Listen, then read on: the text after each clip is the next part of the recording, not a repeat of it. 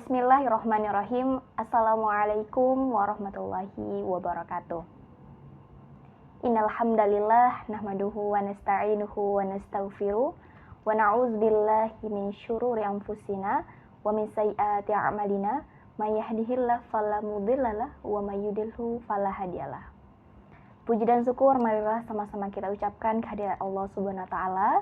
Dengan rahmat dan karunia-Nya kita dapat hadir dan berkunjung ke rumah Profesor Dr. Alidin Koto yang merupakan pakar politik Islam Indonesia dan juga merupakan Wakil Ketua Umum Pimpinan Pusat Persatuan Tarbiyah Islamiyah tahun 2022 sampai tahun 2027.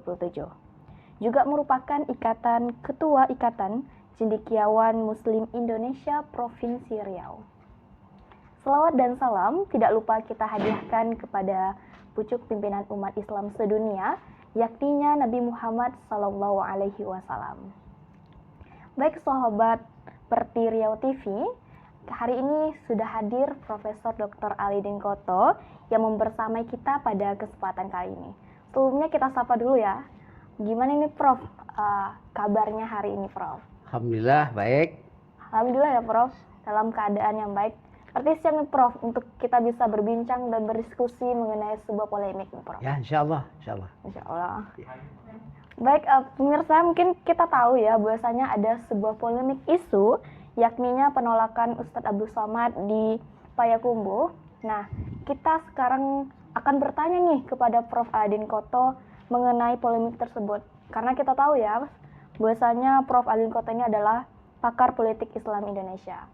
Kayaknya pemirsa Prof ingin tahu nih bagaimana tanggapan Prof sendiri mengenai polemik yang ada pada isu yang beredar sekarang ini Prof. Ya baik, ini memang isu yang sedang viral ya, sedang hangat dan sepertinya saya memprediksi tidak akan berhenti sampai di sini. Dia akan berlanjut panjang nanti setelah itu. Sebelum kita sampai ke sana, kita akan bicara dalam spektrum yang lebih luas dari kacamata akademik. Kita tidak akan langsung bicara tentang apa yang terjadi di Sumatera Barat, khususnya di Payakumbuh, karena itu sudah banyak sekali dibahas orang ya. Yang perlu kita bahas bukan itu secara khusus, tapi adalah substansi dari persoalan itu. Apa substansinya? Di mana posisi ulama di dunia praktis, politik praktis itu harusnya dalam perspektif akademik, terutama dalam perspektif kajian politik Islam. Saya ingat waktu ujian promosi doktor saya bulan Januari tahun 1995. Udah lahir belum? Belum Pak. Belum. 95. Salah seorang profesor penguji bertanya, bagaimana menurut Anda orang mengatakan bahwa politik itu jahat? Menurut Anda bagaimana? Saya jawab, ada dua keywords apa yang disebut politik itu. Yang pertama masyarakat, yang kedua kekuasaan. Ya. Kalau masyarakat itu artinya adalah rakyat sebuah negara, kekuasaan itu adalah penguasa. Itu keywords. Apa yang disebut dalam politik itu. Nah, oleh sebab itu bicara politik sebenarnya bicara tentang masyarakat dan penguasa, tentang rakyat dan kekuasaan. Bicara itu dalam bentuk apa? Bisa dalam bentuk pemikiran. Dia bicara tapi pemikiran dulu ya. Dan itu namanya pemikiran politik. Orang yang ahli dalam pemikiran tentang politik, membuat teori segala macam, namanya political scientist, ilmuwan politik. Dan dia bicara tentang politik sebagai teori, sebagai kajian-kajian keilmuan, juga sebagai seni juga. Kedua, ada politik dalam bentuk praktis, praktikal. Nah, orang-orang yang terlibat dalam politik praktis itu disebut dengan politikus. Politikus ya Pak ya? Kalau dia satu. Oh, iya. Kalau banyak, politisi. Politisi. Nah, artinya adalah apakah bentuknya pembicaraan, apakah artinya pemikiran, tindakan yang berhubungan dengan masalah masyarakat, dengan masalah kekuasaan, itu namanya politik. Politik. Itu namanya politik. Nah, ketika dia dalam tataran keilmuan, jadilah dia seorang political scientist. Ya, di ilmuwan politik. Ketika dalam praktek, jadi dia politisi atau politikus. Yang bermain di lapangan itu politikus. Tapi yang tukang konsep di belakang itu adalah, pemikir politik, dan mereka disebut juga sebagai pemain dalam bentuk high politik. High politik itu adalah orang atau pemikiran bagaimana mempengaruhi pusat kekuasaan. Bisa mengikut kita. Nah, itu disebut dengan high politik. Sementara yang disebut dengan orang praktisi politik itu disebut dengan low politik. Bagaimana caranya mendapatkan kekuasaan. Itu politik rendah namanya. Walaupun jadi anggota DPR sekalipun itu politik rendah. Tapi politik dalam artian how to influence the power, itu adalah mempengaruhi orang ya Pak ya? Itu politik tinggi. Nah, itu. Jadi, saya jawab pertanyaan Profesor bertanya tadi. Oleh sebab itu, politik itu perlu. Politik itu penting. Nah, dalam teori politik Islam, kekuasaan itu disebut sebagai imamah atau khilafah. Seorang yang sangat terkenal, ulama yang ahli dalam bidang pemikiran politik itu namanya Al-Mawardi. Dia mengatakan begini, innamal al-imamah, innama wudi'atil imamah li khilafatin nubuwah fi harasatin dunia wa fi siyasatid dunia wa harasatid din. Kekuasaan negara itu didirikan untuk dua hal. Pertama, li khilafatin nubuwah, untuk sebagai penyambung nabi, penerus nabi, khalifah nabi. Dalam hal apa?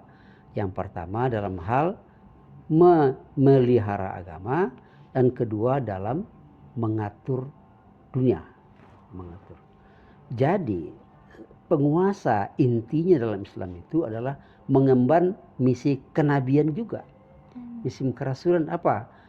Mengurus dunia, negara, kemudian memelihara agama. Lalu ada pertanyaan, bagaimana? Ulama boleh nggak terlibat dalam politik itu? Iya Pak, itu problematika juga. Problematika. Nah, sekarang kita lihat ulama itu siapa? Nah, dia mengatakan al-ulama warasatul anbiya. Apa itu? Ulama itu pewaris nabi. Sementara kekuasaan dulu dilimpahkan oleh Allah ke nabi langsung. Dua, nabi itu kepala agama dan kepala negara. Iya, betul Pak. Kalau ulama itu warasatul anbiya, itu berarti ulama berfungsi kedua-duanya. Dia ikut memikirkan, mengurus dunia, dia ikut sebagai apa? Menjaga agama. Oleh sebab itu, boleh tidak ulama terlibat dalam politik? Bukan hanya boleh, tetapi harus. Kalau tidak, kacau ya Pak ya. Enggak juga. Politik akan berjalan tanpa bimbingan tak terarah agama. dalam surat Al-Ahzab itu disebutkan bahwa Nabi itu diutus dua, Basyiran wa Nadhir. Basyir itu sebagai pencerah, pembawa kabar berita gembira. Bahwa berita gembira itu begini, kalau kamu begini berbuat baik, imbalannya begini. Kalau begini buat baik begini. Itu adalah motivasi. Itu memotivasi supaya manusia itu baik, menjadi baik. Tapi kalau kamu begini, kamu akan begini, kamu akan begini, kamu akan begini. Siksanya berat sekali. Itu namanya nadhirah. Nah, seorang ulama yang duduk atau berperan dalam politik, dia seperti itu, mengurus itu. Nah, persoalan yang kedua adalah, kalau begitu ulama boleh, bukan hanya boleh, tapi harus. Harus ya Pak. Harus. Dalam sejarah bangsa kita, sejarah bangsa Indonesia, Belanda dulu membagi umat Islam ini kepada 3 hal. Apabila umat Islam beribadah, itu kalau perlu dibantu, dijaga. Tapi kalau berekonomi umat Islam itu diawasi. Tapi kalau sudah berpolitik, dikat, tidak boleh kekuasaan. Nah, apa katanya? Ulama umat Islam tidak boleh berpolitik. Dan itu dilanjutkan kemudian oleh orang-orang yang bermental kolonialis, bermental penjajah, supaya ulama-ulama tidak boleh berpolitik. Akibatnya politik itu diurus oleh orang lain. Itu ya sebab muasalnya Pak ya? Sebab muasalnya. Berikut, kalau begitu boleh dong ulama mendukung tokoh-tokoh tertentu yang dinilai oleh ulama itu untuk jadi pemimpin. Ya itu gimana tuh Pak? Nah itu tadi, yang tadi itu. Ulama itu dia melihat calon. Misalnya kalau kemarin di Indonesia ada 3 presiden kan? Iya. Calonnya Ya. Anies, Prabowo dan Ganjar. Boleh enggak ulama menunjukkan salah satu pihaknya? Boleh. Boleh dalam artian apa?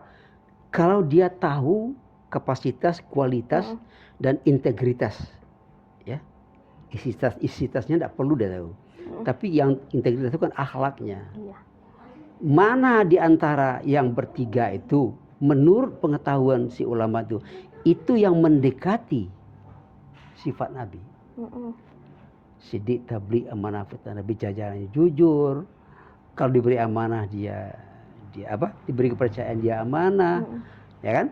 Nah, itu dari sekian banyak calon, ulama itu melihat ini yang paling pas untuk bangsa ini, dia boleh. Kan tadi Basyiran, ya, memberi pencerahan kepada umat.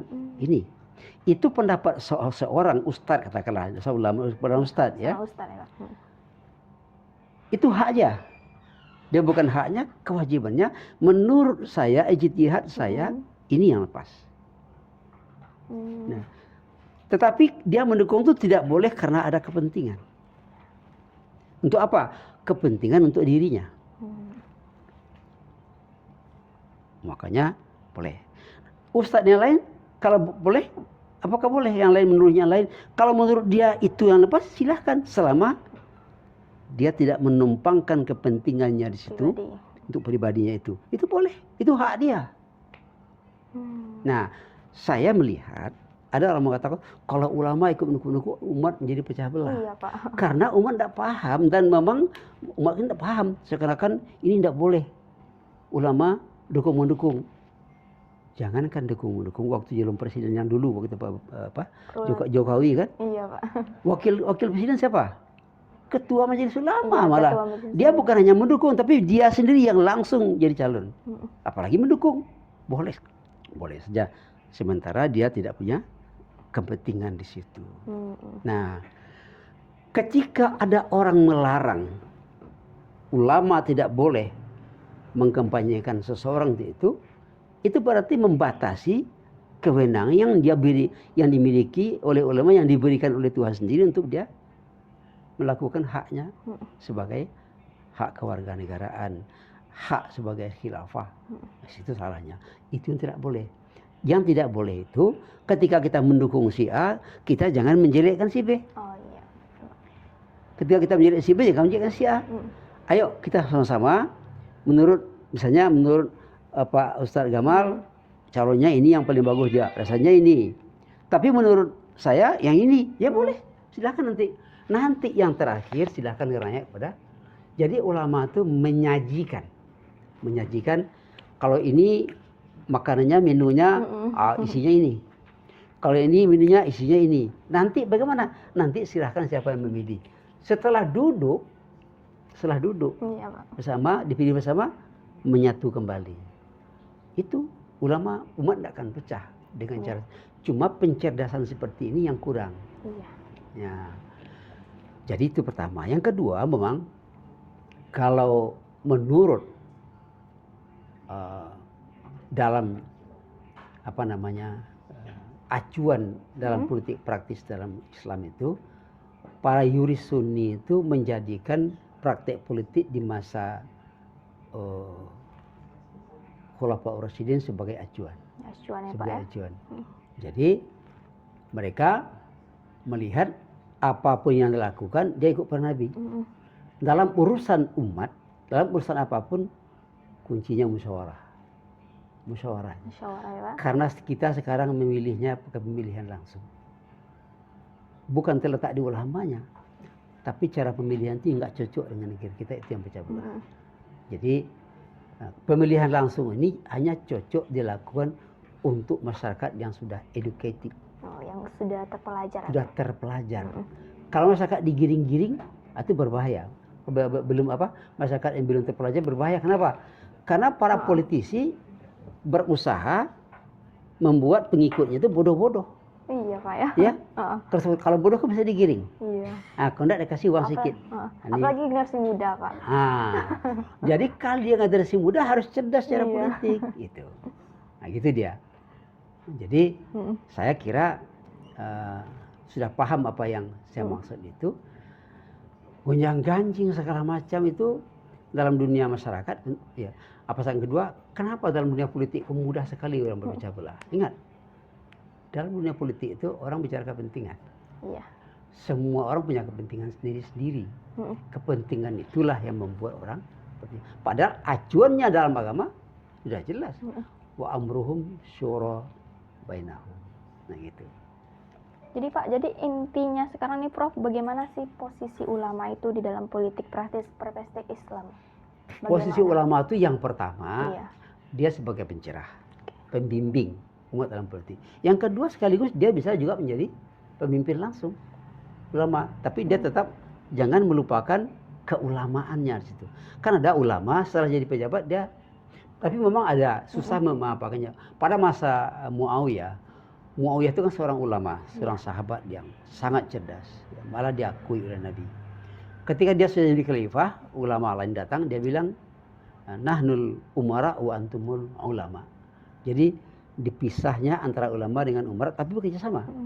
Jadi ulama dan umara itu harus menjadi dua sisi mata uang at the same coin. Satu koin yang sama. Tidak boleh saling mengimpit. Ulama tidak menekan umara tapi berjalan seiring. Tidak boleh menjadi saling kooptasi. Itu posisi ulama. Posisi ulama itu paling utama itu adalah pencerah, penasehat. Kemudian kalau dia sendiri yang menjadi pemimpinnya, dia sendiri yang mencerahkan umat, menasihati umat, tapi bukan untuk dirinya. Untuk ke umat ya Pak. Tapi kalau sudah punya kekuasaan kebayang. Kodanya besar sekali. Iya, betul Pak. Makanya itu. Gitu dia. Mungkin itu jadi PR juga ya Pak ya, kalau misalnya seorang ulama itu jadi seorang pemimpin ya Pak. Iya. Jadi gitu. Jadi seorang ulama jadi pemimpin. Saya katakan begini, pemimpin itu ibarat orang berkumpul di tanah lapang. Pemimpin itu diri di atas panggung. Orang lapang di atas kan diterpa angin terus. Waktu dia muda kuat fisiknya, tapi lama-lama angin terus lama-lama dia rapuh. Makanya dibatasi jabatannya itu adalah 2 periode untuk kita. Ya, kecuali Nabi Umar bin Abu Bakar berapa tahun? Umar berapa tahun dibatasi. Ya, walaupun ke semua pemimpin itu, Khulafaur Rasyidin itu semuanya menjadi khalifah sampai mati. Tapi matinya Allah yang menentukan batasnya, waktunya. Nah, gitu. Baik Prof, terima kasih atas penjelasan yang luar biasa. Semoga kita doakan polemik yang terjadi di Sumatera Barat bisa menyejukkan hati para pemirsa sekalian. Dan juga Prof, sekali lagi nih Prof, saya ucapkan terima kasih banyak sudah bisa berbincang mengenai hal ini Prof. Alhamdulillah. Baik pemirsa, saya ucapkan terima kasih banyak sudah hadir pada kesempatan kali ini. Saya Kausya Joner, pamit undur diri. Wassalamualaikum warahmatullahi wabarakatuh. Waalaikumsalam warahmatullahi wabarakatuh.